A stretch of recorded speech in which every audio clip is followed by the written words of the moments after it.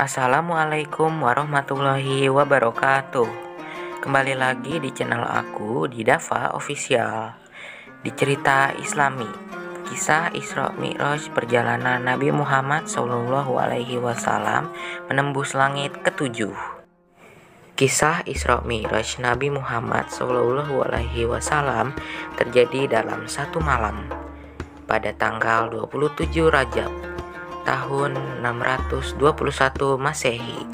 Terjadi setelah istri tercinta yaitu Khadijah dan pamannya Abu Thalib meninggal.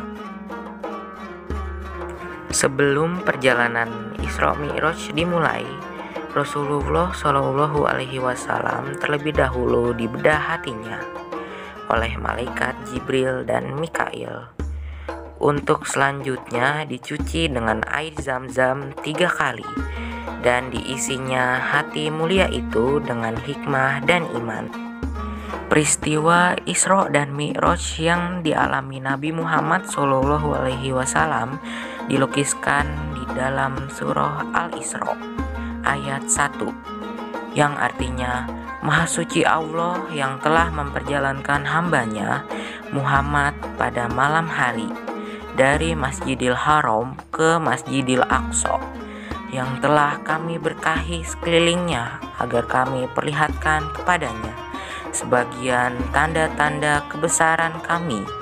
Sesungguhnya Dia Maha Mendengar, Maha Melihat. Mengapa dikatakan Isra Mi'raj ya teman-teman? Isra yang bermakna perjalanan malam adalah peristiwa ketika Nabi Muhammad SAW berangkat dari Masjidil Haram ke Masjidil Al-Aqsa dengan jarak sekitar 1239 km. Normalnya ditempuh dengan perjalanan kuda atau unta sekitar sebulan. Namun Nabi Muhammad SAW mencapainya hanya dalam semalam. Waktu itu Rasulullah menaiki buruk, yakni hewan putih panjang berbadan besar melebihi keledai dan bersayap. Dikisahkan buruk sekali melangkah bisa menempuh perjalanan sejauh mata memandang dalam sekejap untuk melewati 7 langit dan bertemu dengan para penghuni di setiap tingkatan. Mi'raj adalah dinaikannya Nabi Muhammad SAW ke Sidratul Muntaha atau langit ketujuh.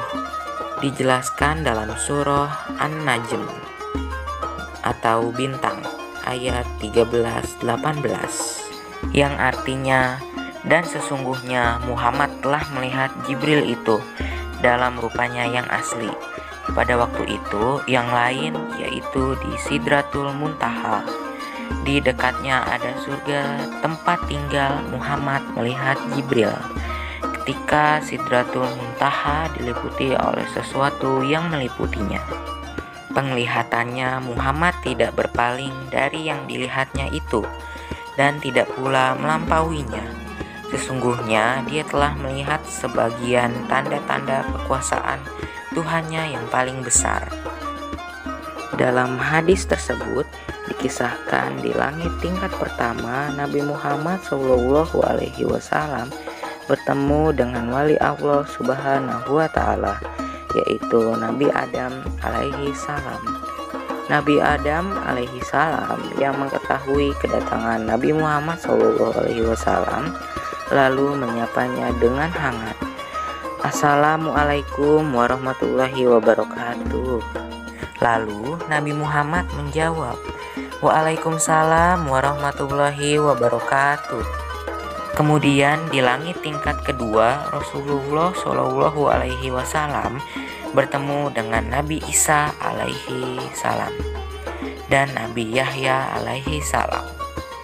Assalamualaikum warahmatullahi wabarakatuh. Waalaikumsalam warahmatullahi wabarakatuh. Selamat datang wahai Nabi Muhammad SAW ya. Lalu di langit ketiga beliau bertemu dengan Nabi Yusuf alaihi salam. Assalamualaikum wahai Nabi Yusuf. Waalaikumsalam warahmatullahi wabarakatuh. Ya, aku telah mengenalimu, wahai Nabi Muhammad. Semoga engkau selalu diliputi kebahagiaan.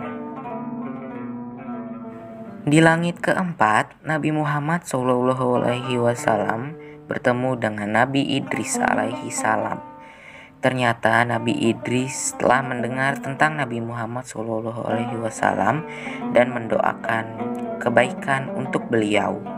Selamat datang wahai saudaraku yang soleh. Semoga engkau selalu dilimpahkan kesehatan untuk berdakwah kepada umatmu. Selanjutnya, di langit kelima, Rasulullah bertemu dengan Nabi Harun dan menyapanya. Nabi Harun menyambut beliau dan mengakui kenabiannya. Pada langit keenam, Nabi Muhammad dan malaikat Jibril bertemu dengan Nabi Musa alaihi salam. Nabi Musa alaihi salam membalas salam dan mengakui kenabian beliau. Perjalanan Nabi Muhammad SAW ke langit ketujuh bertemu dengan sahabat Allah Subhanahu wa Ta'ala, bapaknya para nabi, yaitu Nabi Ibrahim alaihi salam. Selamat datang wahai cucuku yang soleh. Senang sekali berjumpa denganmu. Kemudian Nabi Ibrahim alaihi salam mengajak Nabi Muhammad SAW untuk pergi ke Sidratul Muntaha. Adalah sebuah pohon besar yang berada di langit ketujuh. Ia adalah pemisah, disebut juga dengan muntaha atau akhir, karena ia adalah batas akhir dari sebuah perjalanan. Perintah yang diterima Rasulullah SAW saat itu yaitu berupa perintah sholat 50 waktu dalam satu hari. Namun ketika menerimanya, Nabi Muhammad SAW diperingatkan oleh Nabi Musa alaihi salam untuk memperhatikan kemampuan umatnya. Lalu Nabi Muhammad SAW meminta keringanan pada Allah Subhanahu wa Ta'ala, sehingga perintah sholat diringankan menjadi 5 waktu dalam sehari.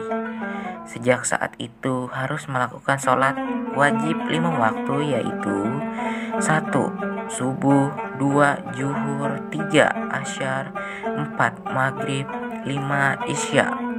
Dengan adanya kisah Isra Mi'raj ini, semoga dapat mempertebal keimanan kita dengan tidak meninggalkan sholat 5 waktu yang disyariatkan.